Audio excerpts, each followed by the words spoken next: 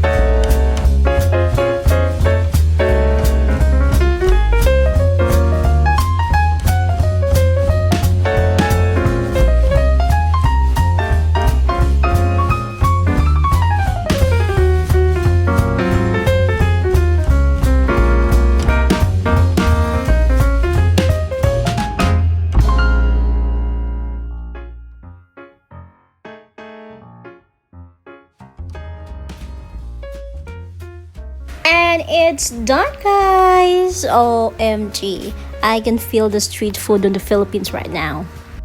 Thank you for watching, everyone, and if you like this video, please don't forget to click like and subscribe. Happy cooking, happy baking, and happy eating. Thank you and God bless.